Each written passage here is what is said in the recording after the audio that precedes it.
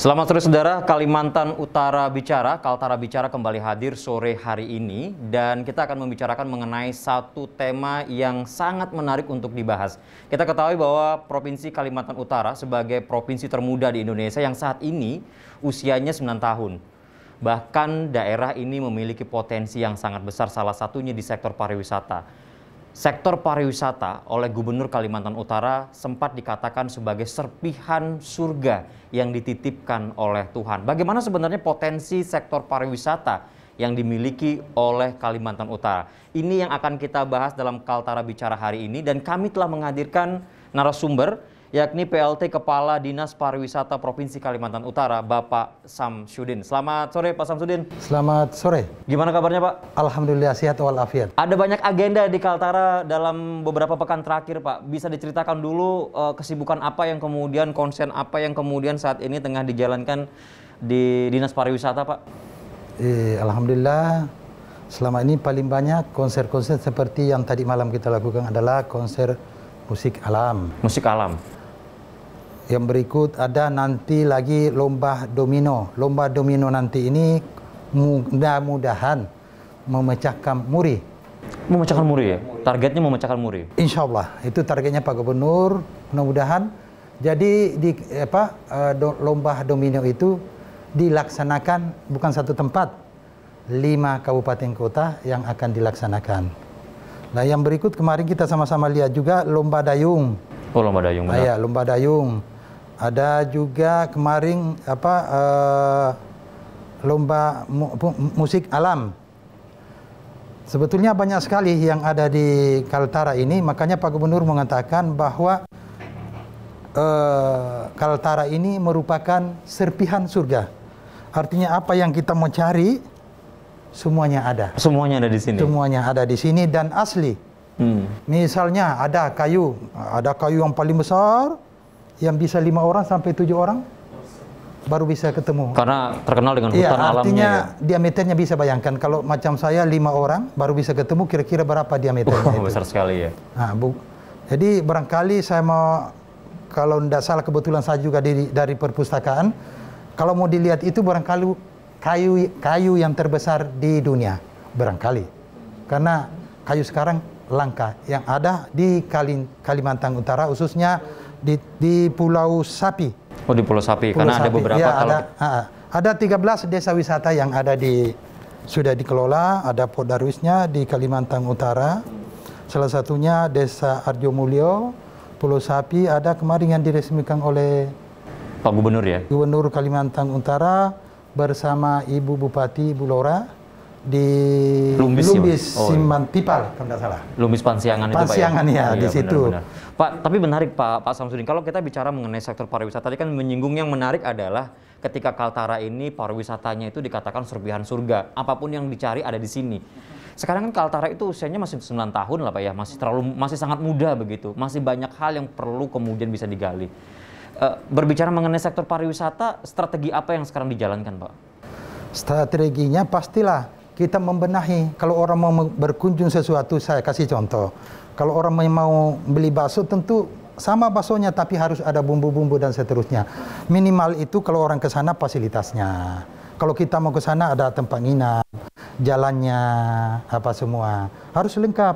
Kalau kita mau ke sana baru jalan kaki, misalnya dari sini ke sana makan waktu 10 jam, kan orang berpikir. Iya benar. Jadi yang pertama adalah fasilitas yang utama. Yang berikut adalah masyarakatnya di sana harus ramah. Contoh, saya sering kalau misalnya kita jualan, kita lihat oh ini orang baru, yang dinaikkan. Bisa juga sistem perdagangan begitu. Dia bilang kalau orang baru kan 1 kali saja beli.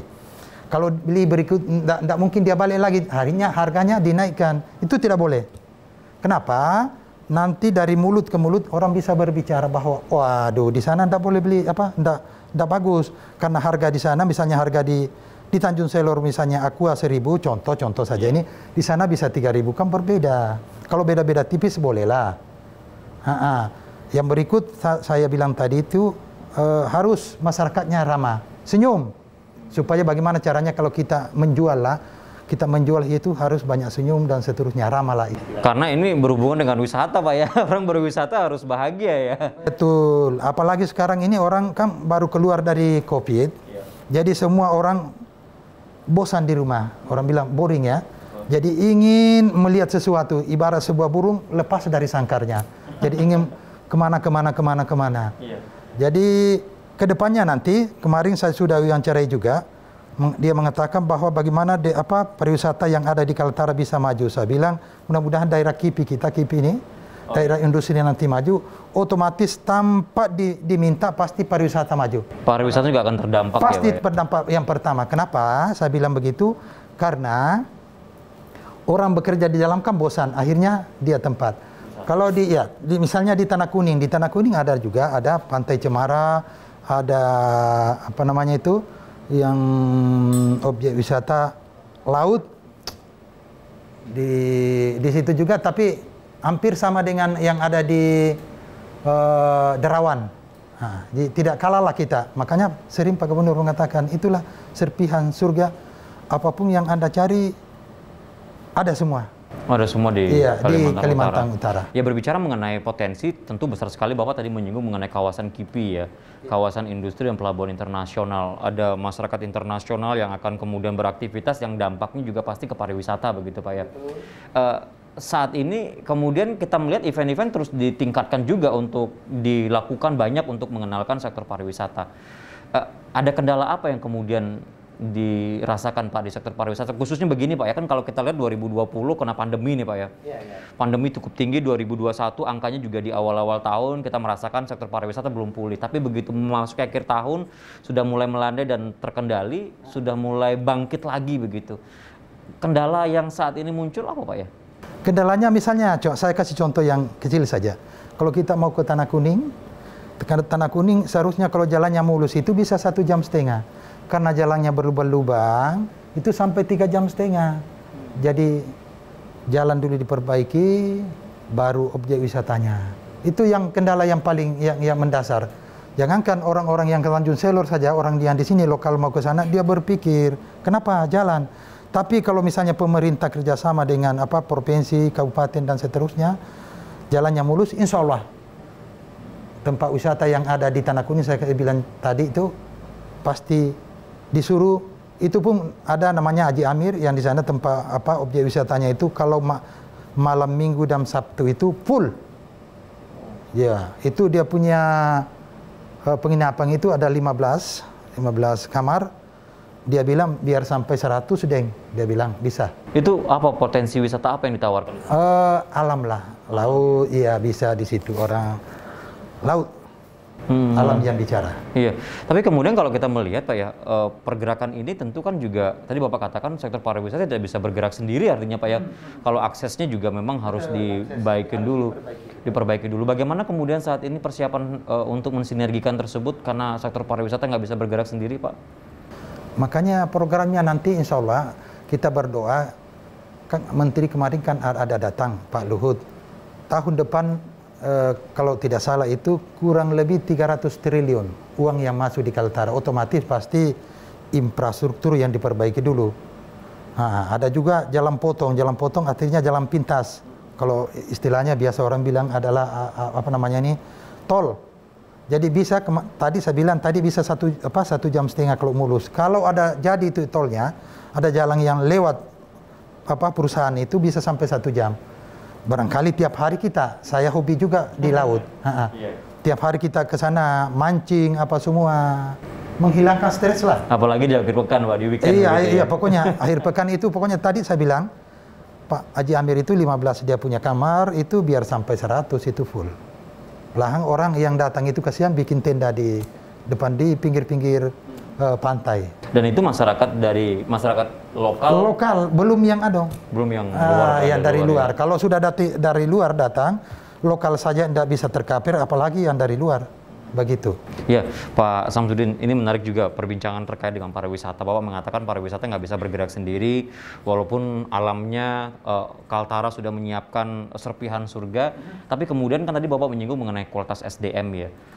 Artinya kualitas SDM tidak hanya di pelaku pariwisatanya, di sektor pemerintah juga Pak ya yang menangani itu, kemudian semua sektor yang berhubungan dengan SDM. Seperti apa Bapak melihat sekarang Pak? Ya, SDM-nya untuk sementara alhamdulillah cukuplah.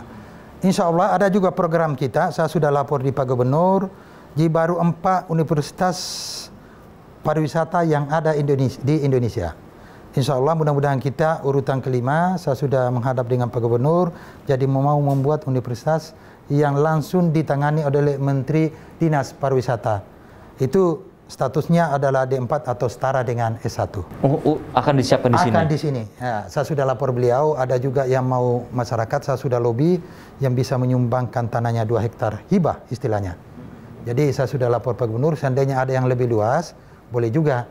Tapi Pak Gubernur kita sangat respon sekali, makanya tadi yang disinggung masalah SDM, khususnya Dinas Pariwisata, insya Allah mudah-mudahan kita yang kelima universitas yang ada negeri yang ada di Kalimantan. Dan itu sebagai wujud komitmen pemerintah Pak ya, iya. memperhatikan pariwisata. Tapi bagaimana kemudian dengan pemberdayaan masyarakat untuk pariwisata sendiri Pak?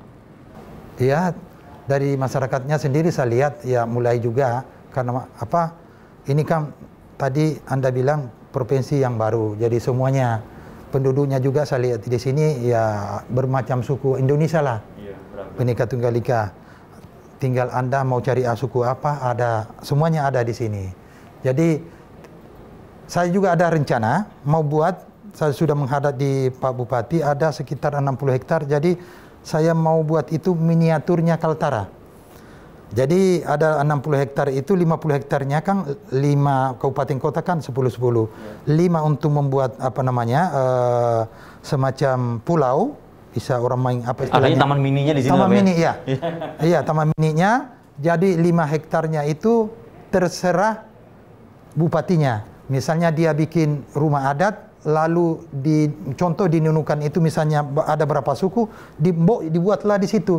Sekaligus pariwisatanya diperlihatkan di situ. Jadi orang tidak bisa bertanya-tanya apa yang ada, silakan monggo. Dan bisa dibikinkan gate-gate. Contoh, misalnya Anda mau kunjungi ada berapa? Misalnya 5 kabupaten kota. Saya kasih contoh misalnya uangnya cuma 15.000. Misalnya satu kabupaten 5.000. Berarti semacam yang masuk di bandara yang tidak bisa terbuka ini. Oh iya. Nah, itu saya sudah pikirkan insya Allah lah ke depannya nanti jadi orang tidak bertanya-tanya apa sih yang ada di Kaltara. Jadi sudah ada miniaturnya ya. Iya, ada di Tanjung Palas. Insya Allah saya sudah lobby-lobby dengan teman-teman yang ada di Dewan juga. Mudah-mudahan pemerintah dalam hal ini adalah Gubernur dan Bupati bisa kita kerjasama. Saya ini siapa sih? Artinya yang penting saya mau niat. Kemarin juga, maaf saya singgung, waktu di perpustakaan itu ada, alhamdulillah kita dapat juga bantuan. Saya yang lobby itu di perpustakaan ada dapat 3 lantai yang ada ditempati di sini anunya kantor rumah sakit ke sana ada 17 M yang kemudian didapatkan untuk ini. Iya, langsung kita lobby. Artinya memang tidak ada, kita bagaimana caranya pendekatan ke atas.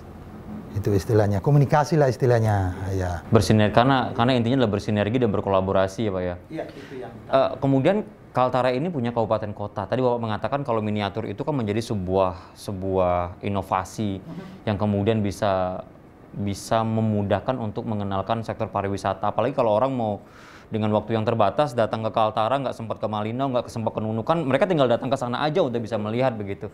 Bagaimana kemudian saat ini komunikasi yang dilakukan untuk kabupaten kota Pak? Kan di kabupaten masing-masing kabupaten kota juga ada dinas pariwisata yang kemudian menangani Pak ya. Sudah terkoordinasi dengan baik Pak konsep ini kemudian nanti akan terrealisasi Pak? Insya Allah sementara ini saya baru berkomunikasi dengan Kabupaten Bulungan karena yang punya tanah di Kabupaten Bulungan. Kenapa saya pikir di Kabupaten Bulungan kan disinilah tempatnya ibu kota provinsi. Jadi semua datang urus-urus apa dan seterusnya, izin dan seterusnya di kabupaten kota, maksud saya di provinsi. Jadi insya Allah ke depannya sementara ini saya nanti keliling, saya mau jelaskan bahwa waktu ada juga rapat di Hotel Mahkota, saya ceritakan alhamdulillah responnya sangat bagus. Iya, sangat bagus. Ya, artinya seperti yang Anda bilang tadi, bahwa biar kita tidak ke 5 kabupaten kota, tetapi bisa melihat langsung miniatur yang ada di Kalimantan Utara atau Kabupaten Bulungan. Kecuali tamunya penasaran, Pak ya? Iya, pasti. Bagaimana caranya membuat tamu itu penasaran supaya bisa melihat langsung. Contoh, yang ada di Nunukan tadi saya bilang, di Nunukan misalnya ada tempat wisatanya yang ini, Lumbis itu ada, di situ dia Pansiangan. Misalnya di Bulungan ada Harjo Mulyo, di Tanah Kuning dan seterusnya, digambarkan bagaimana kreatifnya dinas kabupaten supaya orang bisa terpesona. Sama halnya kalau kita dapatkan gadis, maaf ya, pasti perempuan juga harus bagaimana caranya supaya laki-laki itu tertarik. Contoh ini, contoh. Artinya dari visual, dari pandangan pertama ketika wah saya mau menuju ke lokasi ini untuk bagaimana caranya membuat supaya orang penasaran. Apalagi Kaltara ini kalau kita melihat secara karakteristik, Kaltara tidak hanya kaya dengan alamnya Pak ya, tapi budayanya juga luar biasa Pak ya. Sangat. Ini bagaimana sentuhan di pariwisata Pak untuk kemudian memasukkan kebudayaan. Budaya itu kan juga menjadi bagian dari sektor pariwisata, walaupun sekarang kebudayaan itu bukan di dinas pariwisata gitu Pak ya. Betul. Ya gimana ini Pak? Iya, kita sudah kerjasama dengan dinas pendidikan, dulu kan gabung. Sekarang yang pegang itu adalah dinas pendidikan, jadi kebudayaan ada di sana, tapi tetap kita kerjasama. Apa yang kita, artinya kita pendukung lah. Tapi yang memegang puncaknya itu, pemegang tongkat komando adalah di dinas pendidikan, begitu. Dan persiapan sumber daya manusianya di sana Pak ya. Ada hal yang berbeda sekarang ketika kita melihat event-event kemudian dimunculkan. Sektor ekonomi kreatif yang kemudian dimasukkan di sektor pariwisata, kalau kita melihat dari pusat juga ke sini. Kemarin yang tadi malam ya, ada musik alam di situ kan sudah disisipkan semua. Jadi Anda bisa lihat langsung di situ, penutupan juga acaranya ya di Taman Enggang, Pak ya? Iya, Taman Enggang. Saya juga lupa. Minta maaf kalau karena saya juga baru di Dinas Pariwisata, ada baru 3 bulan. Cuma yang mendasar-dasarnya saja yang saya tahu. Benar-benar. Iya, Pak, kalau bicara mengenai sektor pariwisata, Pak ya, kemudian ada upaya untuk terus mengembangkan yang dilihat sekarang. Kan tadi kita bicara mengenai tidak hanya ada sektor budaya, tidak hanya kekayaan budaya, seni yang kemudian itu menjadi satu hal yang dicari banyak orang, tapi juga ada alam. Kalau kita melihat data yang Bapak kemudian sempat bagikan, itu kan salah satunya ada potensi hutan. Tadi Bapak menyinggung mengenai kayu terbesar begitu. Itu masuk dalam sektor prioritas sekarang, Pak? Masuk sekali. Yang tadi masuk di Pulau Sapi, yang orang bilang kenapa mesti, saya juga pernah tanya di masyarakat di sana, kenapa mesti dikatakan Pulau Sapi. Memang dulunya di situ tempat orang pelihara sapi. Jadi biasanya itu identik dengan apa yang kita kerjakan, macam orang di sini. Nah, kalau dia PLT dipanggil PLT terus, Pak Kadis panggil terus Pak, bukan namanya. Seharusnya nama yang dipanggil itu misalnya Samsudin ya Samsudin tok. Nah, enggak usah Kadisnya, itu kan sebentar aja, bukan dia. Kadis. Nah, itu saya kira enggak pas, tapi namanya budaya ya kita ikutlah. Apa yang kita lakukan itu yang dipanggil contoh. Misalnya tadi yang Anda tanyakan kenapa mesti Pulau Sapi. Pulau Sapi di situ ada pohon yang ada gambar di situ, saya sudah kirim tadi. Ada bisa sampai 5 orang, 7 orang baru bisa muat. Berarti bayangkan aja itu kalau 5 orang bisa, diameternya kira-kira berapa. Makanya saya bilang tadi kemungkinan besar, ini kemungkinan. Pohon yang terbesar di dunia, disitulah dia. Yang ada di Kalimantan Utara. Namun tantangannya sekarang adalah untuk menuju ke lokasinya yang masih menjadi tantangan besar Pak ya? Iya, tapi kalau dari sini ya sekitar 3 jam lah dan seterusnya. Makanya tadi saya bilang, harus infrastrukturnya dulu yang dibenahi. Infrastruktur sehingga juga aksesnya mudah. Aksesnya mudah ke sana. Iya, misalnya ada juga misalnya transportasi apa. Jangan orang cari lagi mobil apa seterusnya. Seharusnya ada misalnya 1 jam ada jalur ini. Jadi orang mau ke sana mudah sekali. Tapi insya Allah ke depannya itu kita benahi semua. Namanya awal pastilah banyak suka dan duka. Benar. Dan itu harus dilewati ya. Harus dilewati insya Allah. Itulah perjuangan namanya. Iya, berhubungan dengan akses, ketika aksesnya belum memadai juga cost-nya sangat besar Pak ya? Sangat. Berbicara mengenai cost, semuanya itu pasti akan mampu dikerjakan dengan maksimal selain adanya ide-ide kreatif yang kemudian sudah disiapkan, yang paling penting juga adanya dana untuk merealisasikannya. Kita ketahui bahwa saat ini kan sudah disahkan Pak ya untuk anggaran di Kaltara mengalami penurunan. Bagaimana dengan sektor pariwisata Pak nanti anggaran untuk pengembangan program-program yang akan dijalankan Pak? Ya itulah, bukan dinas pariwisata saja yang kurang, Dek, semuanya kurang. Makanya harus kita pandai-pandailah ke pusat. Makanya saya bilang tadi, tidak ada di sini bagaimana caranya untuk melobi ke pusat. Jangan berdiam diri. Semua dinas, bukan pariwisata saja. Tapi memang diutamakan nanti yang paling banyak itu adalah PU, Dinas Pendidikan dan Pariwisata. Yang banyak dananya nanti insya Allah mudah-mudahanlah tahun depan kita lihat bagaimana realisasi anggaran nanti. Tapi makanya saya bilang tadi harus banyak melobi ke pusat. Ya. Terkait dengan hal itu juga sekarang ada perubahan pola ya Pak ya. Kalau kita berbicara mengenai pariwisata, dulu penanganan pariwisata dulu sebelum COVID dengan setelah pandemi itu kan akan sangat berbeda Pak ya. Iya. Ada tantangan tersendiri begitu. Semua sudah berbeda. Ada sekarang ada kita kenal kayak musik alam itu ya, pengunjungnya dibatasi, sebagian menggunakan diakses melalui streaming digital begitu. Ada hal-hal khusus nggak yang disiapkan Dinas Pariwisata menyikapi mengenai pemanfaatan teknologi pasca pandemi ini Pak? Iya, ada. Kita sudah kerjasama dengan ASITA, Asosiasi Pariwisata. Bukan pariwisata saja, sistem masalah tiket dan seterusnya. Bisa dilihat semua itu sudah diluncurkan anggaran. Jadi mudah-mudahan insya Allah tahun depan, jadi misalnya musik alam misalnya penonton kalau sebelum ada COVID 100, karena adanya COVID masih dibatasi sekitar 50. Ya dengan sendirinya bisa dia dengan alat elektronik sekarang yang saya bilang tadi, contohnya salah satunya adalah ASITA. Ada juga program kita, ada sementara dibuat, ada yang sudah jadi, tapi mau ditingkatkan dia punya gridnya supaya lebih meluas lagi. Lebih luas untuk menjangkau ya. Iya. Dari beberapa kabupaten yang ada di Kalimantan Utara, ada Kaltara yang punya, ada Tarakan Pak ya, yang punya, kemudian Bekantan Pak ya. Iya, betul. Ini bagaimana dengan potensi ini Pak? Ya salah satunya objek wisata yang ada dimunculkan di Tarakan adalah Taman Mangrove. Ya, lain adalah penghuninya adalah orang bilang monyet Belanda. Monyet Belanda kan? Iya, kenapa panjang ya? Iya, kenapa identik? Karena yang paling lama menjajah kita kan orang Belanda. Orang Belanda itu tinggi hidungnya, makanya digelar monyet Belanda. Selain itu mangrove-nya juga itu sebagai penyangga abrasi istilahnya kalau ada ombak dan seterusnya kan. Jadi bisa dilihat di situ. Yang berikut ada juga di sana ada peninggalan Jepang.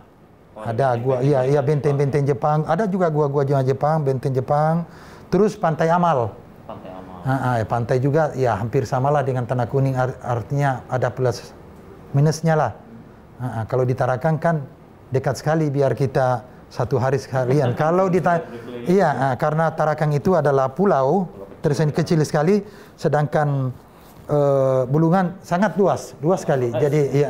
Jadi kalau mau enaknya yang ada menurut saya yang paling bagus adalah untuk sementara ini adalah di Tarakan karena akses yang seterusnya sangat mudah.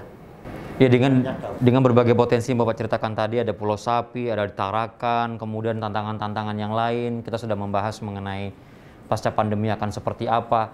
Beberapa hari terakhir kita lihat hilir mudik pesawat sudah semakin ramai nih Pak. Bagaimana tingkat kunjungan pariwisata di Kaltara Pak? Iya, alhamdulillah dengan adanya ini kan termasuk kita level 2 ke level berapa ini. Di Kalimantan Utara sudah mulai pengunjung, sudah mulai naik dan seterusnya. Apalagi dengan adanya tadi saya kembali ke KIPI, semua sudah mulai datang. Jadi termasuk dia datang ya termasuklah pelancong dan seterusnya. Iya, pokoknya yang paling berdampak adalah pasti Dinas Pariwisata. Iya, sangat berdampak. Iya, masalah ekonominya masyarakat pasti, dia makan, hotel dan seterusnya. Kuliner dan lain sebagainya ya. Dan sebagainya. Iya, Pak Samsudin, waktu itu sangat terbatas nih Pak. Nanti mungkin lain kali kita akan bahas langsung ke lapangan, ngajak Bapak begitu berwisata ya. Langsung kita lihat ke Pulau Sapi, langsung kita coba kayu yang besar itu gitu. Nah, dalam Kaltara Bicara hari ini, pesan apa yang ingin Bapak sampaikan kepada masyarakat terkait dengan pengembangan sektor pariwisata sekaligus juga sebagai closing statement dari Pak Samsudin? Silakan Pak. Iya, dengan ini saya anukan kepada masyarakat, mudah-mudahanlah masyarakat yang ada di Kalimantan Utara khususnya Bulungan dan seterusnya 5 kabupaten kota, iya penduduknya lah harus ramah. Penduduk siap. Iya, yang pertama harus ramah. Yang kedua ada fasilitas harus ada. Yang berikut itu objek wisatanya, misalnya saya kasih contoh tadi, ada orang yang baru dilihat, ini orang baru pendatang. Yo, tidak mungkin dia datang lagi. Misalnya dia beli sepatu biasanya andalan dari di Nunukan itu sepatu kanguru.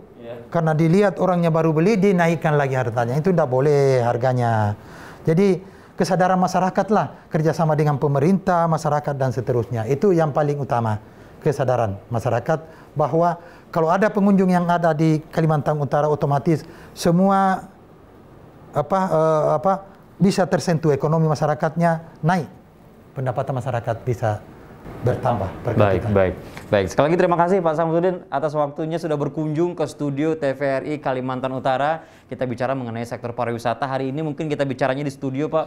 Lain kali kita sudah bicaranya di potensi wisata langsung, Pak ya. Boleh. Ngobrol tentang pariwisata.